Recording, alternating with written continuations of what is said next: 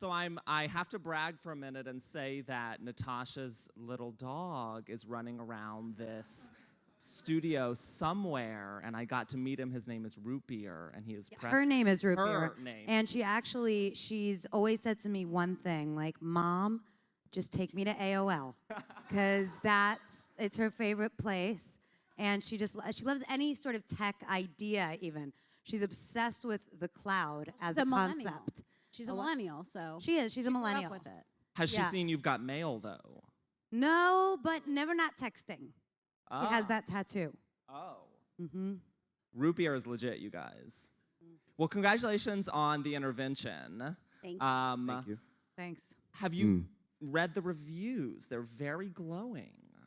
I have read some of them, and yeah, people have been very kind, and audiences really like it, which also makes me really happy because I really tried to make a movie that that audiences would connect with. So.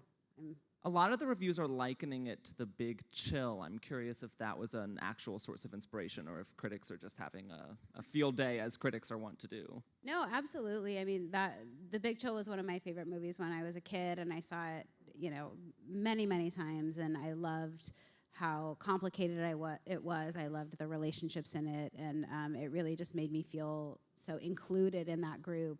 And I wanted to make a movie that that audiences really felt included in. So, yeah. And I imagine that brainstorming the cast for this movie was an interesting process because not only are you casting an ensemble, which always requires, I assume, a lot of careful thought, but you have to couple them off into pairs that kind of can stand as individual, actual pairings and reflect the fact that relationships are really hard, which is basically the theme of the movie. I'm picturing like a huge spreadsheet where you're like breaking down like who could possibly be paired up. Like how do you whittle that down and come up with such a remarkable cast as this? Well, I wrote the script for Melanie, and she I think is such a brilliant actress and really has inspired me always as an actor. And then when I was writing it, very much so as well. And then Jason is her real life boyfriend, so it was a real stretch for them to have to then play. And then Natasha is her real life girlfriend. What? I told you. Can I just make a huge congratulations to my best friend of 20 years for having her first feature come out today and get such incredible reviews and be such an incredible movie. And people are giving it like standing ovations at Sundance and stuff, and it's just such a huge achievement. And I'm so proud that I get to be in the movie and share this time with you. So happy that you're in the movie. Did you guys first meet on But I'm a Cheerleader? No, we met earlier, like the beginning of the year that we shot But I'm a Cheerleader. Okay. And Natasha had come to visit me in San Francisco. I was making a movie, and she came up, and we were driving around, and she saw the script on the floor of my passenger seat and picked it up, and she was like, "What's this?" And I was like, "Oh, it's this movie I'm doing in December." She was like, "Can I be in it?" And I was like, "Oh, sure, let me tell you." And I called the director, and Slums of Beverly Hills had just come out, which was amazing, which Natasha was brilliant in, and the director was a huge fan of it, and then asked Natasha to do it, and she said yes. Couldn't happen now because there's no more scripts. I would have had to be like going through your emails, which would have been kind of like stalking and less charming. That story loses all its charm once it's like me digging through your files. Cyber stalking me. Root Beer can probably do it. Root Beer does that all day. Yeah. Goes through your email. So when you guys were pitched the movie, did you know who your potential pairing would be, who your spouse or partner would be? I came on. I was like the last to come on. Yeah, or nearly. You and Ben. Yeah, so I was like musical chairs, and then I got stuck with Kobe Smulders. And that was how it happened, right? Yeah. Yeah. But you get the heavy meat. You guys are the ones being intervened upon. Yeah. So you get kind of the meaty, heaviest, doldrums of a long-term relationship, which I think a lot of people can relate to. Yeah, it was a great challenge because everyone's so funny, and yet we have to be kind of involved in this dysfunction, this neglectful relationship. And Clea was so wonderful guiding us because it could tip too far one way or it could tip too far the other way, and she kind of had us toe this line. And Kobe, of course, had just broken her leg. So she really had a broken leg. She broke her leg the night before. On crutches in the movie. Yeah, she broke her leg the night before we started shooting. Oh, wow. So I had my mini panic attack because I'm a little hard on her to begin with, but now you have to be hard on a woman with a broken leg, and so we had like these conversations. But Kobe was just this trooper. She was so strong and focused and right into the work and like unfazed by it, and we. Well, that's so interesting because it kind of plays into the movie a little in an interesting way in that he doesn't really tend to her any more than he would if she didn't have, like, he's not doing anything special for his wife with a broken leg. So that's like a further statement on the history of their relationship. That kind of worked out conveniently. I mean, sorry to Kobe that she had to go through that, but I always say that it's like the best thing that happened in the movie that Kobe broke her leg, and that I really extend my thanks to her often. But it really, and Vincent, because he is like maybe the nicest man I've ever met in my entire life, was like he would go to like help her, and I would be like, no, don't help her. You can't, because you're past. And it's when Kobe broke her leg, we had. Two choices. We had three choices, which one was to recast, which that's not an option, and then to try was to shoot an around actual it. Thank you. I'm so sorry. Natasha's also here to promote her stand-up comedy album. It worked well for Clea because her two favorite movies are The Big Chill and David Cronenberg's Crash. Yeah. Thank you. I'm now done. I'm so sorry. Sorry.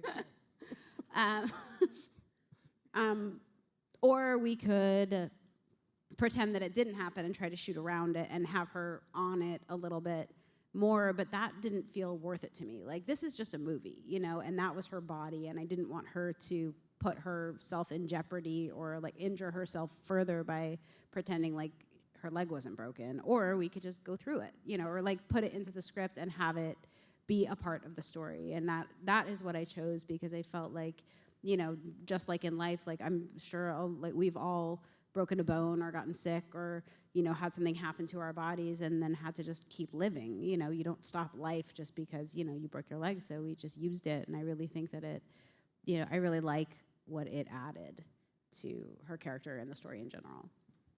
Well, tell me a little bit about being someone who has hung around the industry for a while, has accumulated obviously a wealth of kind of industry pals, and you're writing your first script and then directing it yourself.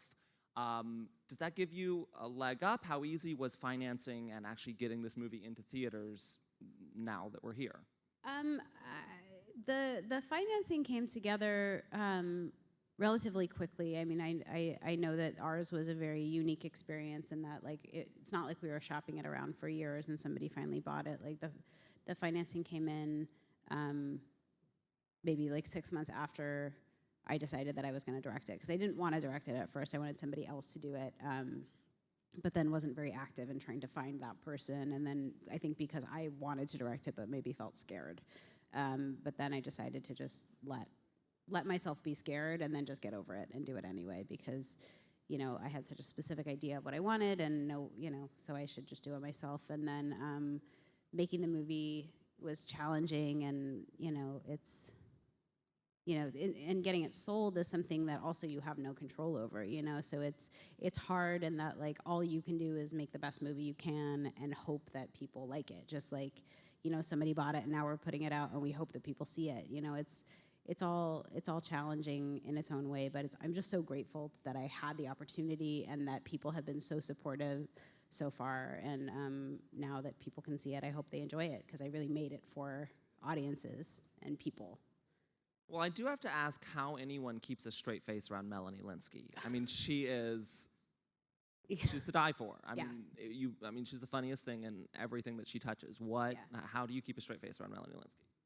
I mean, I don't think we always did. Yeah. There are it's hard, for sure. I mean, not only is she so funny, but I mean, she's so funny because she's probably like the most gifted actress of our time. I mean, Samantha Morton is incredible too, and in such a different way. But you know, what's so incredible about Melanie is that she's so real in every moment, and that's why it's so heartbreakingly, like crushingly funny.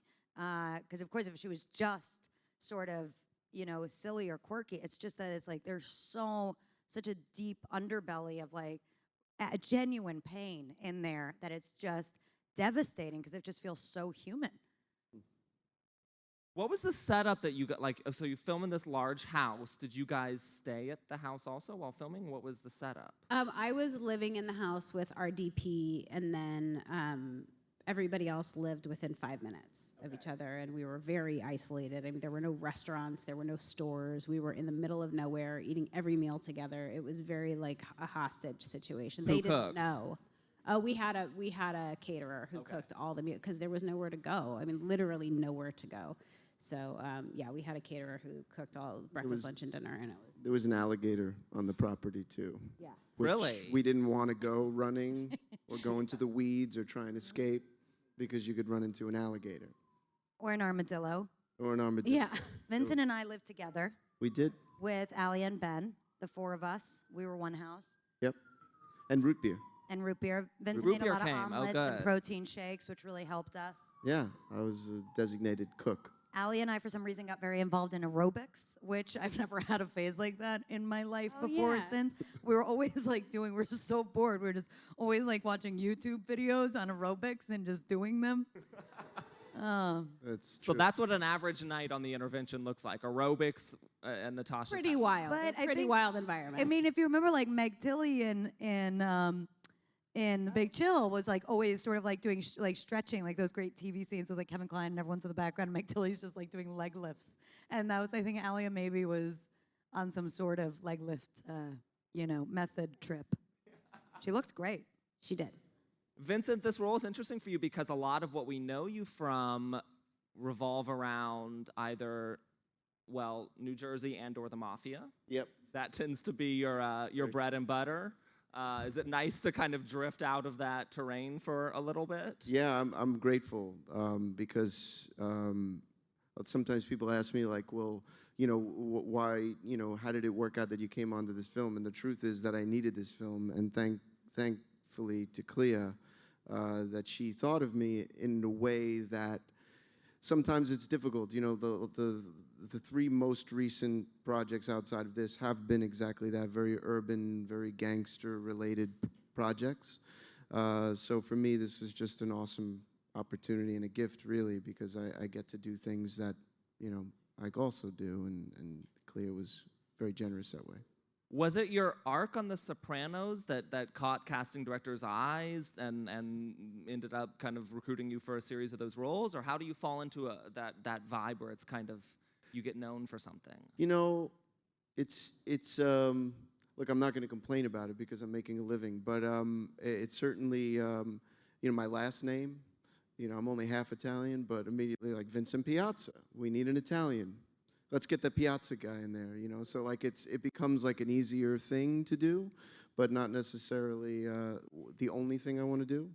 But yeah, Sopranos started, and I played a Colombian Irish kid, a socialite. But for some reason, The Sopranos is an all-encompassing Italian-American show. So like Piazza was on Sopranos, he must have been one of the guys. But I actually wasn't.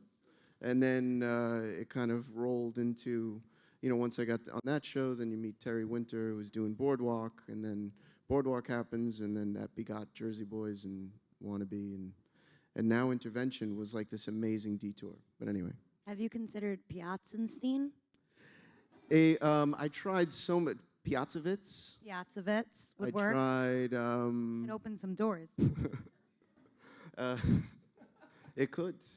It could. Just you hear ideas. that? I just went into a little. Yeah, it could open some doors. It opened doors, makes things happen. Why not? Who knows Why what you not? can play? I could do all sorts of things. Casting directors, take Yeah. note. Yeah.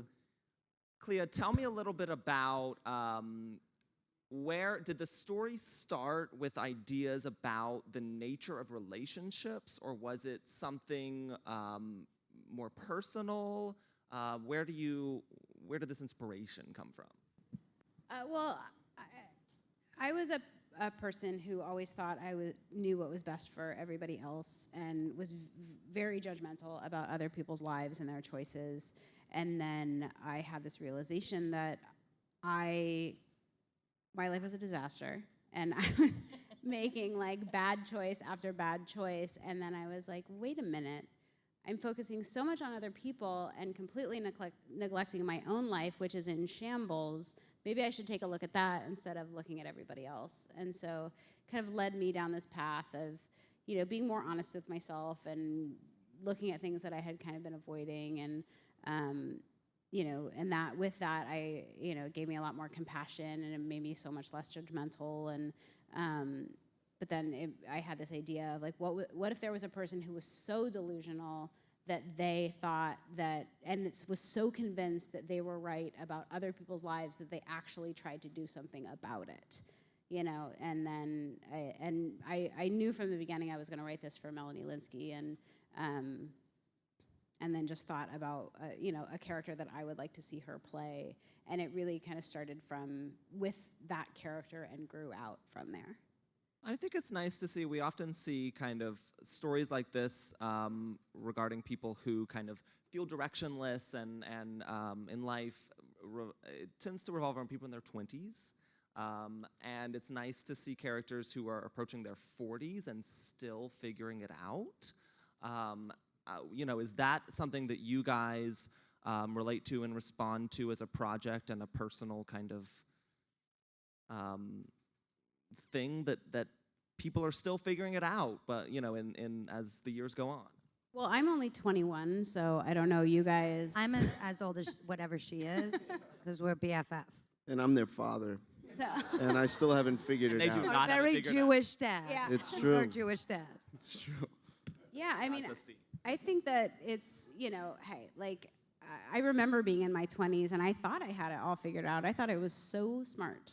I thought I was crushing it. And then I look back on myself now, and I'm just like, God, I didn't know what was going on. And I think there was, I thought I had it right so many times when I had it wrong that it ingrained in me this humility that I never am like positive that I'm doing it right. I'm just doing the best I can. That's such a curious thing about growing up is like, I rember us being young people together and always being like very convinced that we were, had it. And it's true, like Clea is saying, like the older you get, the sort of the wisdom is the more you realize how little you know. Or actually, though, there's also that part where you realize how little everybody else knows. That's another big part of growing up, is kind of being like, oh, wait, like I don't know anything, but neither does anybody else. So I should just, maintain, like, whatever. Right? Yeah. Certainly as far as, like first-time directors or whatever. I've worked with a bunch at this point, and Clea, like, really knew how to make a movie. That was like a first-time director who actually knew what she was doing, and I think that so much of the experience, especially that we have as, like, actors and women, especially because we were doing it as teenagers so often, was that, like, the grown-ups knew how, but we didn't, and watching Clea step into that was like, holy cow. The whole time you really, of course you knew, like, you were always home, Dorothy. From The Wizard of Oz. If you didn't know. Vincent's Not Dorothy favorite Parker? movie. It's true. Huh? Dorothy Parker, I thought. Yeah, that's a Dorothy Parker quote. Mm-hmm. I want to open up to the audience, but first, Clea, I have to ask a little bit about Veep. Okay. Which, if you guys have seen the most recent season of Veep, Clea has a very interesting role as a mostly silent, basically body person for Selena Meyer, who is now the short-lived president of the United States. And I particularly want to ask about the filming of the documentary episode, Catherine's kind of film within a TV show, if you will. Yeah. And I'm curious what your take on that is as somebody who's now directed and doing that. I imagine filming it as almost this kind of like meta experience, and the comedy and everything that is unveiled in that episode makes it one of the richest, I think, half hours of television that we've seen this year. Tell me a little about how Veep entered your life and about getting toward that episode, which is iconic. Well, I got a phone call at like 8 o'clock at night on like a Monday or something, and my agent said that I had an audition for Veep the next morning, and at like 8 a.m. and I was so, panicked because I love that show so much, and Julia Louis-Dreyfus was going to be there. And so I was really excited but nervous. And were you like waiting for this call to find out? No, what I you had. it was No, just I out didn't of the even blue. know about it. Yeah, it was just out of the blue. And then they sent me the scenes I think it was one scene that I auditioned with, and they were like, "And you're gonna do some improv with her." And I was like, "Okay, yeah, no problem." Like I'm not an actor who's done a lot of improv, and the idea that I was gonna then be doing it with Julia Louis-Dreyfus was like exciting and terrifying. And so I went in and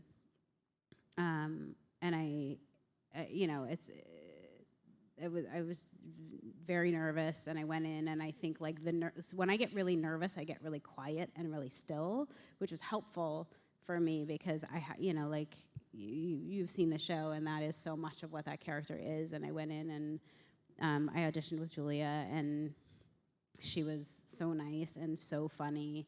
And then we did some improvisation, and I remember I said something, and she laughed, and like she broke. You got a Julia Louis-Dreyfus laugh. It was one of the greatest feelings in my entire life. And I walked out of that room, and I was so elated, and felt like, okay, well, if I don't get this, like that was still one of the greatest experiences of my career.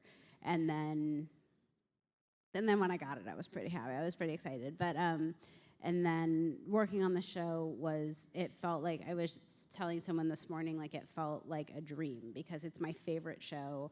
I know I've watched all of it multiple times, and I think it's so, so brilliant. And I think it was like my second or third day of work. We were shooting in this hospital, and I was in this humongous elevator with the entire cast. And I was standing there, and I was like looking around at everybody in this giant elevator in a hospital, and I was like, this feels like a dream. I feel like I'm in a dream where I wake up and I'm like, God, I had this weird dream last night that I was in a hospital in this elevator with the cast of Veep. And then that episode was so brilliant because like the Catherine document, we didn't know that was coming. I was like, you don't really know from script to script what's going to happen. And then when we got, I don't think it was even until like episode 8 or something like that I knew that was going to be episode 9. And when that script came in, it was just like it tied in the whole season in this incredible way. And it was so satisfying to read and seeing kind of like what else was going on, and like which scenes from earlier in the season were extending. Like it was so brilliant. It was like so finely crafted. And then filming it was interesting too because stylistically it was different because it's all shot from that POV, of the camera, and figuring all of that out was really cool to watch. And then seeing the episode itself, it was even more amazing. I'm just like in awe of that show. Sorry, I could talk about Veep all day. No, I love it because you learn so much about Selena through the eyes of Catherine because she's more focused. She's making a documentary about her mother, who's the president, but she's more focused on her fight with Marjorie, your character, and patching that up and filming it than she is her mother and the political things that are going on in the Oval Office. It's just fantastic. Yeah. Audience, hello, how are you? Hey everyone. Here we go. Thank you for being here. My question's for Clea. How did you get Sarah from Tegan and Sarah to do the film score? Sarah and I have been friends for a really long time, and we've collaborated on. I've directed some videos for them for their band, and when I was putting this movie together and thinking about composers, I knew that I wanted to have a non-traditional score, and Tegan and Sarah had worked on, they were writing their record, and Sarah was in a very sort of like creative musical place, and I asked her if she would be interested in doing it, and she said yes. Hi guys. Hi. Thank you all for coming. My question is also for Clea. I'm just curious to know, as a director and an actor, what were some of the challenges as well as advantages you had to creating your own movie? Well, an advantage is like being able to have control over the story you're telling and how you want to tell it and who you want to have tell it with you. And, that was so exciting to be able to, look out at the sea of talent that there is in this business on the acting side and on the crew side and put together this incredible team. And you know, and it's all challenging, you know, just because the nature of making a movie is like nothing. You plan it out, you work so hard, you're so prepared, and then everything changes. Every single day, like you wake up and you're like, okay, well, this is our plan. And then the first thing is like, okay, 68 things come up that are like, that you didn't plan for, that you then have to work around, and then still stay on track and tell your story in the way you want to tell it. But, you know, because of having great actors like this and such an amazing crew, it made those days and those curveballs work to our advantage. Hey guys, so my question's for I think all of you. Is it kind of interesting how, since you were all such great friends, or most of you were great friends to begin with, and then you kind of get on set and you've got like now this director-actor relationship, was it at all like hostile at times, or did it flow pretty freely? I mean, I guess it was both, you know, like I mean, part of even like sort of like best friends, when you're talking about me and Clea, or Clea and Melanie, is friendships that are like since you're a teenager. So a lot of that, like you've gotten into real fights. Like I don't know that Clea and I anymore a fight, just because we're sort of like too old to fight in a way. Like we've known each other so long. There's like, I get it. Nobody's going anywhere no matter what. And it kind of takes the, you know, excitement out of fighting with somebody if there's sort of no stakes. Like, you know, once you know it's an unconditional relationship, it's not as much fun to fight, you know? That said, it's like when there's enough history there to feel like you're allowed to snap at each other and you're allowed to whatever, you know, part of that kind of is like, you know, and so much of the experience of making a movie, or just I think making things in general, is like insecurity about hoping that you're doing a good enough job, you know. And I think often, and or at least speaking for myself, like sometimes when I become insecure, I can kind of like become overly tough or something. And I know Melanie had her own reactions, like, you know, I think everybody sort of has their own way of navigating fear, basically. So it kind of becomes a twofold thing. One is that, you know, Clea could like see right through me, speaking for my own experience, and she would be like, oh, I get it, she's scared. And on the other hand, it's like, it's just amazing because you have somebody who has, you know, immediate access and like total trust and real love there. So it kind of heightens it to being, you know, beyond just a work experience. You know, I remember like Melanie Lynskey and I just like weeping on stage at Sundance because of how incredible it was to see Clea get like standing ovations and that kind of a thing. So it becomes this sort of like transcendent thing of, you know, it's so much more vulnerable, but then the payoff is so much huger because you're so invested in it, you know. Like Clea making this thing is like, you know, it means so, I mean, Melanie and I make like a bunch of movies, but like we don't care about them the way we care about this one, you know. And you've had a couple, Natasha, you made a movie with Chloe Sevigny also this year, a small movie like coming out soon, yeah. Called Antibirth, yeah. Yeah, so you've had a couple of those kind of lifelong Yeah. experiences kind of molded And into. that too, we were like in, you know, in Canada and really like living together in a house, and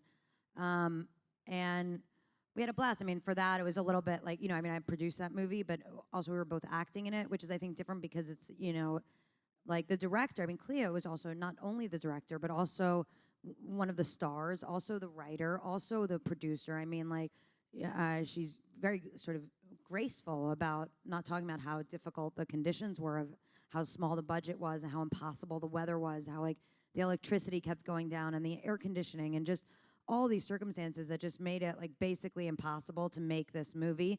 And that was also like really challenging, was to see sort of like my best friend being up against like such, you know, like a tidal wave of things. Was, you know, it's like a lot to watch, and again, like that much more thrilling to watch her overcome. And she shot it all in 18 days. Yeah. So it's pretty incredible. I think we have one more from the audience. Hi, my question's for Clea and Natasha. What were the love scenes like, considering you guys have been friends for 20 years? Are those like uncomfortable, like? Extra sexy. What's sexier than friendship?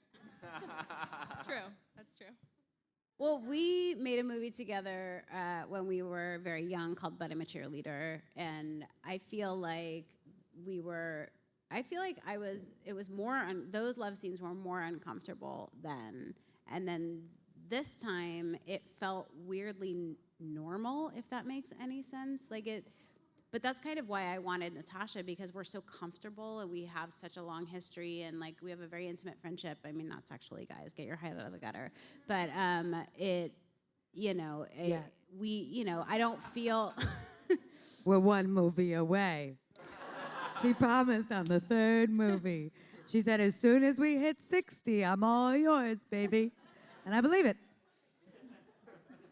But I don't feel weird putting my arm around Natasha or like holding Natasha's hand. It doesn't feel, like sometimes it is awkward when you're doing a love scene with someone that you don't really know, and you have to kind of be like, oh, is this okay? If I'm gonna touch you here. Is that cool? I'm gonna touch. No. Okay. Yeah. Okay. You know what it is? I think what you're talking about is kind of like we don't have, like personal space boundaries already, and I probably blame myself a lot for this. It's like my own personal like boundarylessness that I just sort of make Clea's problem over the years of just kind of like why I would like to touch your face now, But what that does over time is it creates like a sense of just, exactly, So I mean, there's still a reflex that comes up that's only natural, like don't touch me, and yet you just have to. I push through, and. So by the time we got there, I mean, there's just been there was like no personal space. Yeah. Necessary Well, it just felt like on my part. Our relationship just feels very lived in, And I think when you have such a short amount of time and the conditions are so, difficult, having that built in where you don't have to worry about it, and we can just sort of like, be affectionate in a scene, and it doesn't feel. You know what occurs to me too is that it wasn't like our sex scenes or love scenes or whatever, our relationship at this point wasn't really about like electricity. I mean, the whole real dynamic that Jesse and Sarah are having is the fact that, you won't commit and get a place together. So in fact, like those scenes were more, between Clea and Alia. And our scenes were more that like my touch doesn't really provoke an immediate reaction. Unlike at the time of But I'm a Cheerleader, where I felt like I had much more of an effect on her. Ooh. And those were the days. Thank you guys so much. It's been lovely. Thank you for joining us. Thank you guys for coming. Thanks.